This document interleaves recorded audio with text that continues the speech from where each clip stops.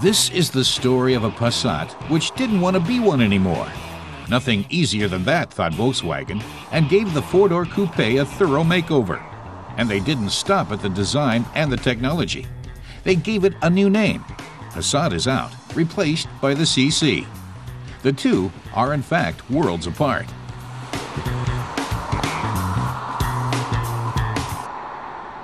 Das Thema Passat ist ein Stefan Berman of Volkswagen says the Passat is a car which offers everything for everyday use, but the CC is about enjoying something special, the little extras in the design. It's a car which stands out in a crowd, and that's what the customer is trying to achieve. Auto, was sich eben halt aus der Masse abhebt, und das will der Kunde damit zeigen. The elegant form of the car remains unchanged. The typical coupe lines trace over the four-door body. The bi-xenon headlamps are new, and the radiator has been completely redesigned.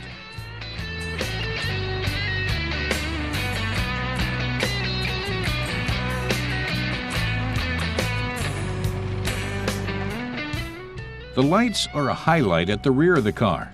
The LED design is a real work of art at night. But who is VW aiming for? Ja, das ist sicherlich ein Kunde, der Design mag. Stefan Berman says it's aimed at customers who like design, who want something special and enjoy beautiful things. On the other hand, the car is quite reserved. It's not aggressive. That's the ideal target group. Women as well, says Berman, especially on the international market. China is very important.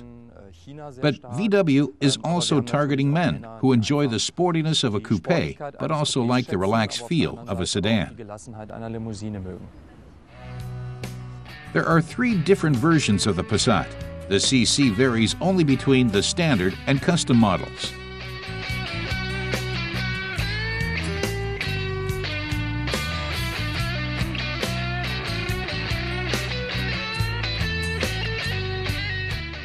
The Standard Edition CC comes with titanium silver trimmings on the dashboard, center console, and door panel.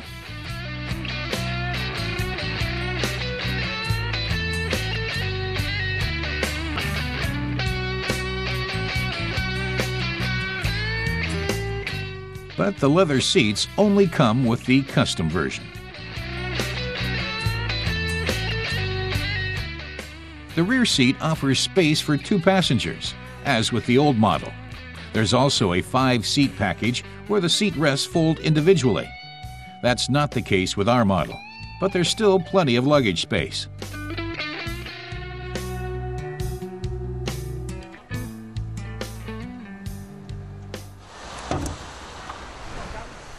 We're testing the 2-liter CC model with 155 kilowatts of power. The gasoline engine manages 0 to 100 kilometers an hour in 7.3 seconds. Top speed is 242 kilometers an hour.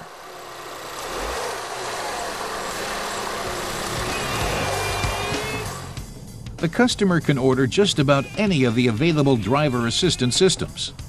We're testing the manual shift 6-speed. There's also a model with 7-speed DSG automatic transmission. And like with the Passat, there's a V6 4-wheel drive version of the CC.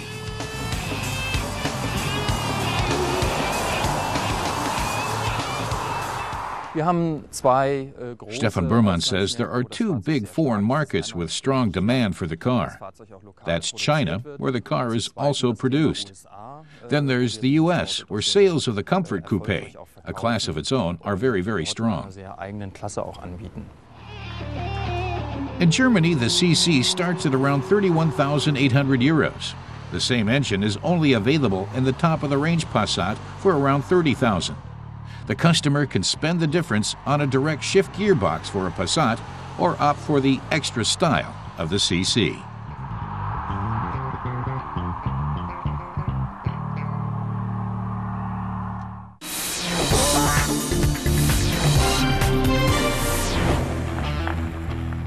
The Porsche Panamera and the Mercedes S-Class. They stand for luxury and performance. High fuel costs haven't put off the well-to-do clientele in the past, but times are changing. These cars still cost extravagant amounts of money, but the better off among us are also starting to think green. Porsche has joined the race with the Panamera S Hybrid, and we mean race. This is a lively, dynamic, and precise car. The engine thunders irrepressibly onwards. There's nothing missing from the feel of this car. During normal use, there's no sign of the electric engine. It's only noticeable when you set off slowly, and then only because it's silent. The hybrid engine produces a proud 279 kilowatts of power. It does 0 to 100 in 6 seconds. Porsche quotes fuel consumption at 7.1 liters over 100 kilometers. Automobile tester Dennis Petermann says Porsches are first and foremost sports cars. That's true of the hybrid model too. The twin engines deliver more power, but when you first set off, you don't hear anything. That takes some getting used to in a Porsche. But when you put your foot down, then you really feel it coming. That's a lot of fun, although you aren't saving fuel when you do it. If that's what you want, then you don't really need a Porsche.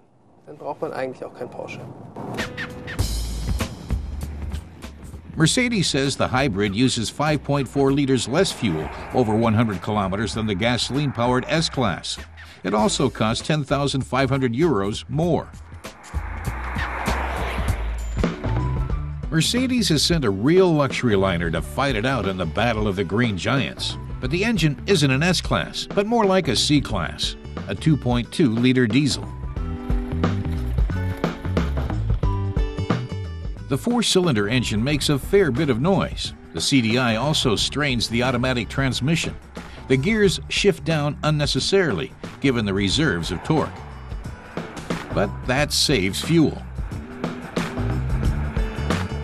The engine produces 150 kilowatts of power and does 0 to 100 in 8.2 seconds. Top speed is 240 kilometers an hour. Mercedes quotes consumption at 5.8 liters. That's very low for a large luxury car. Dennis Petermann says some people might be outraged by an S-Class with 4 cylinders, but we're going to have to get used to it. It produces enough power, the consumption is fine, and Mercedes has tried to shield the driver from the taxi-like sound of the engine. The S in this S-Class doesn't stand for status, but for savings.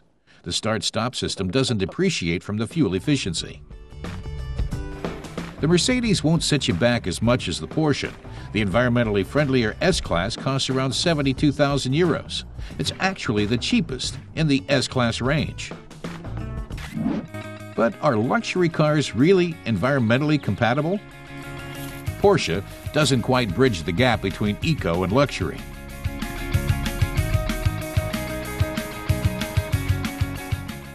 But the Mercedes S-Class diesel proves it is possible to own a luxury sedan without too many qualms. The 4-cylinder engine takes some getting used to, but takes nothing from the typical S-Class comfort. This is S-Class luxury with a green tint.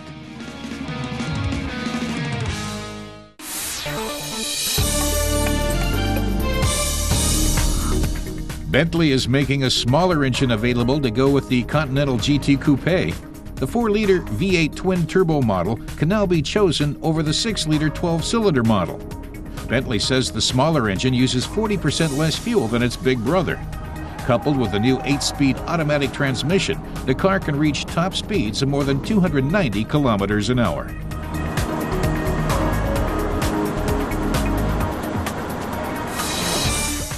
Following on from the Active Hybrid 7, BMW has introduced the hybrid engine to its 5 Series models. The Active Hybrid 5 produces a remarkable 250 kilowatts. It's possible to drive up to 60 kilometers an hour using only the electric motor. Fuel efficiency is heavily dependent on the choice of tires. Average consumption is listed at between 6.4 and 7 liters for 100 kilometers.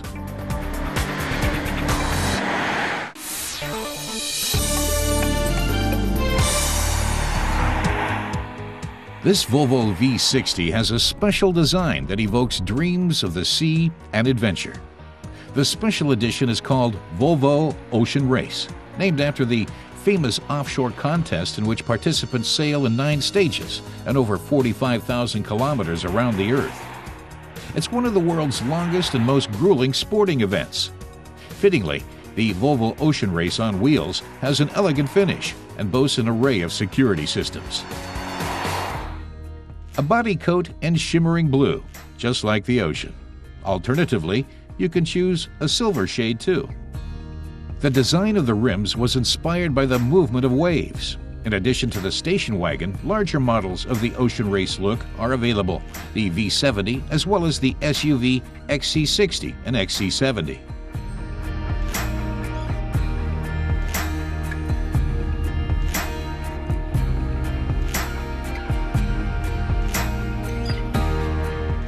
The interior too has several details that point to the special edition.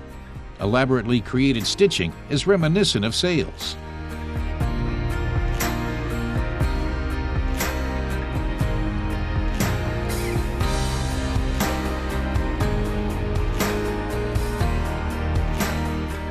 Sophisticated chrome strips and fine leather evoke the elegant ambience of a yacht.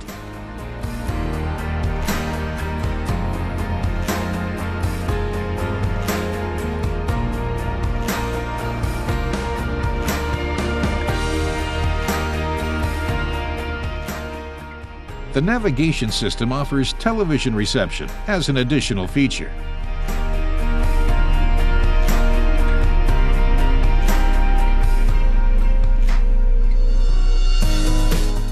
Depending on the road surface, the adaptive suspension can be switched to one of 3 modes. An ocean race usually involves a tough fight at the start. Things can get pretty close.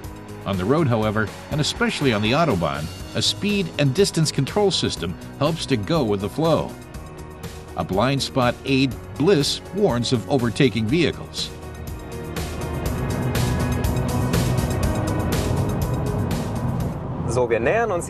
We're getting closer to a car in front, says Matas Kurat. The V60 recognizes the car ahead is slower than us, so it adjusts the speed and brakes.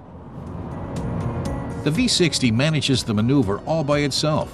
After switching lanes, the road's free and the car revs up again.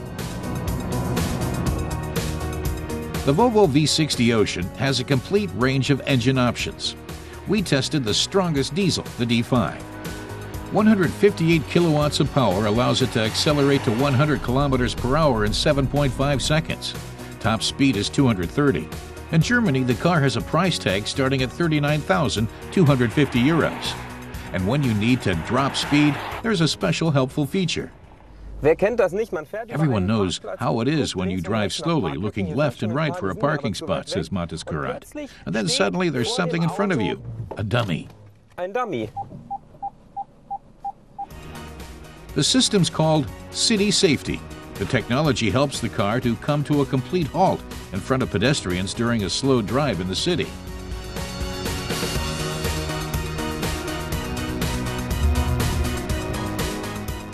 You can get a shock when the car suddenly slams on the brakes, but it's still no reason to panic.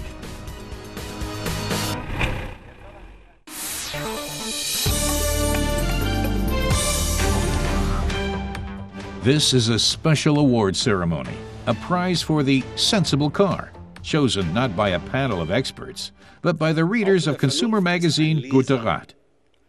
The Sensible Car is a buyer's and reader's prize, Werner Zedler from the consumer magazine explains. Cars need to meet high standards to make it to the top. Eco-friendly, energy-efficient, safe, and reasonable. Those are the qualities that mark the winners in the 3 categories. The first winner of the evening is the Ford Focus in the category Compact. The car's unique security system is what clinched the prize. The Ford Focus is proof that modern driver assistance systems are no longer the privilege of large and expensive cars. Whether the driver is inattentive, too tired, too close to the car in front, or drifting out of his lane, a safety system activates in every critical situation. The compact class has never seen such a comprehensive security package.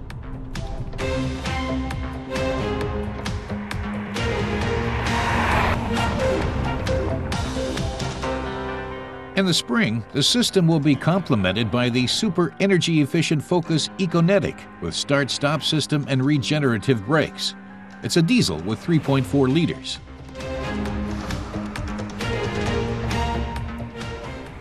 We think that our engines are especially fuel efficient, says Isfried Hennen from Ford. Overall, we think that the Ford Focus has rightly earned the award of Sensible Car. Winner in the category sedan is the Volkswagen Jetta. The car's roomy interior is what makes it so popular. The VW Jetta, which looked like a Golf compact sedan in its early years, has matured into an independent model. The Jetta's dimensions set it apart from the Golf. At 4.64 meters, the Jetta is somewhere between the Golf and Passat. The Jetta's wheelbase is 7 centimeters longer, and that means more legroom at the front and back. It might sound strange to German car buyers, but the Jetta is the most popular German car in the US in terms of sales. And with a new hybrid version out later this year, the Jetta is set to be the most fuel-efficient model in its class, at consumption of just over 4 liters.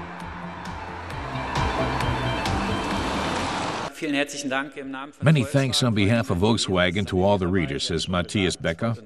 We're very happy that we could convince our customers so well. The Opel Astra Sports Tourer won the category Station Wagons and Minivans. It offers plenty of space at a reasonable price. Fuel efficiency and good value for money. That's what the Astra Sports Tourer clinched the most points for. Technically, the Astra Tourer benefits from the high quality of the entire Astra line. The Tourer has adaptive light as well as a special ergonomic seat to ensure a healthy back. The popular station wagon has 11 fuel-efficient engines ranging from 70 to 132 kilowatts. The car brings several eco-friendly technologies to the compact station wagon segment.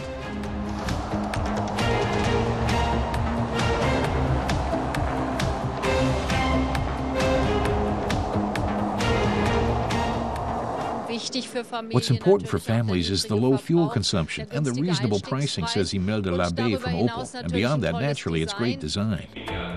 The prize for innovation, however, was awarded by a jury of experts. The winner is Verbio, who make fuel from agricultural waste.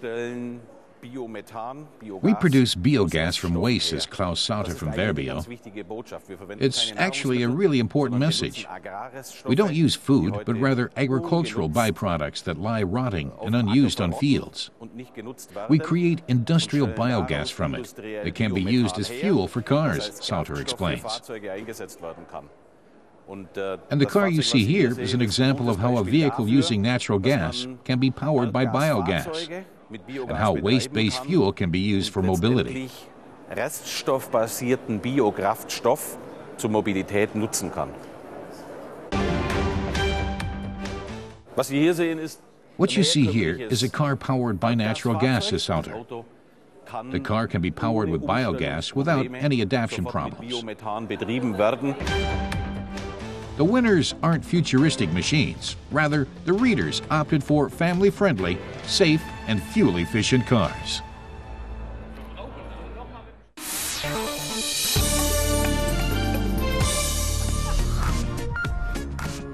Our test driver, Christoph Bauer, is looking around the Zeithaus Museum in Wolfsburg for a classic car to take for a spin. There are 100 milestones of automotive history to choose from. And today, he picks the millionth Mini. It may be small, but the Mini has a big place in British automotive history. The car began rolling off the assembly lines in Birmingham in 1959 as the Austin 7 and the Morris Mini Minor. Just 6 years later, in 1965, designer Alec Issigonis personally handed over the keys to the owner of the millionth Mini. The car owed its success to its revolutionary concept. Christoph Bauer says compacts were a mess in the late 1950s. There were 2-stroke engines and 4-stroke ones, engines in the front and back, front and rear-wheel drive. It was anything goes until the Mini came and revolutionized things. In the early 1950s, the ideal economy car still seemed a long way off. In France, the Citroën 2CV brought mobility to the masses with its 2-cylinder, air-cooled front engine and front-wheel drive.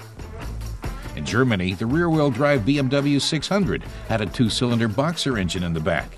Its front doubled as the front door. Since 1945, Volkswagen had been producing its robust Beetle, powered by a 4-cylinder boxer engine in the trunk. And Renault gave its 4CV a water-cooled 4-cylinder inline engine, also mounted at the back. Then along came the Mini, a transversely mounted front engine with 4 cylinders and front-wheel drive. Squeezing the technology into a small space left lots of room for passengers. Our tester says the key was lightweight construction. With the Mini, everything really is Mini. Mini comfort, Mini standard features, and Mini seats. There's not even a door handle, just a pull here to open it. But all this slashes the car's weight. The Mini weighs barely 600 kilos, so its 34 horsepower engine has more than enough pep.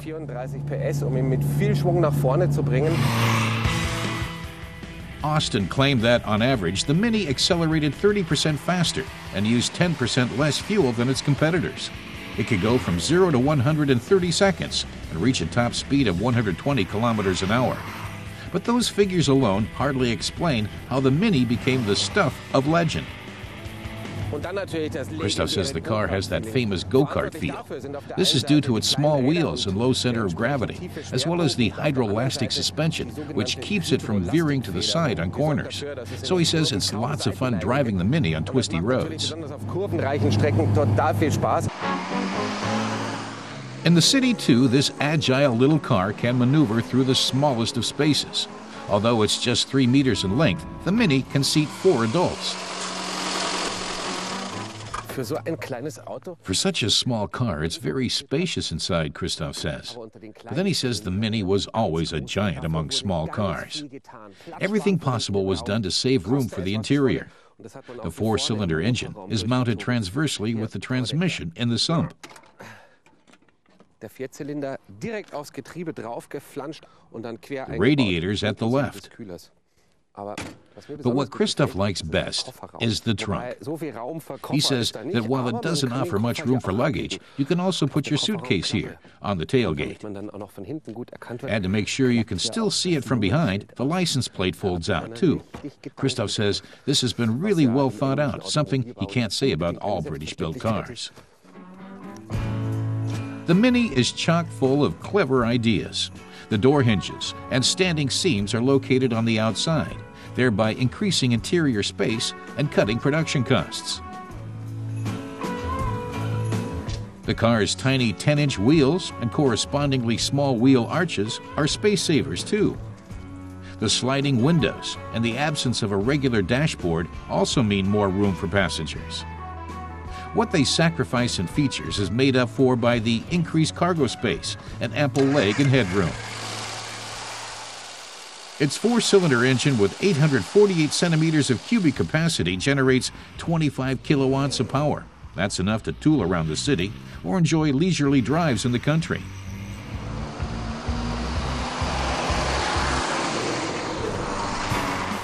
Almost 5.4 million Minis have been produced, making it the top-selling British car of all time. The car has fans around the globe, and as love is blind, they're willing to overlook the Mini's weaknesses. Christoph says he has few complaints, like the heating and ventilation, which don't work at all. He says, you really have to stomp on the brakes, and even then, they're not too responsive.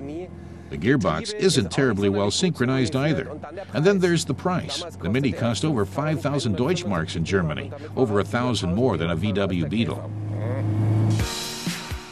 Today, a standard Austin Mini in good condition costs between 6,000 and 12,000 euros, but expect to fork over 3 times that much for a sporty Cooper version.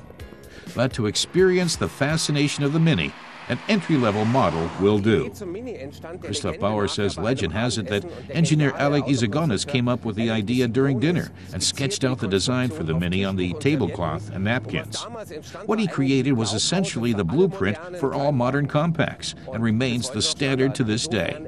So he says the Mini is definitely a milestone in automotive history. The original Mini was produced for 41 years, from 1959 to the year 2000. And little wonder, this forerunner of the modern compact is a truly timeless car.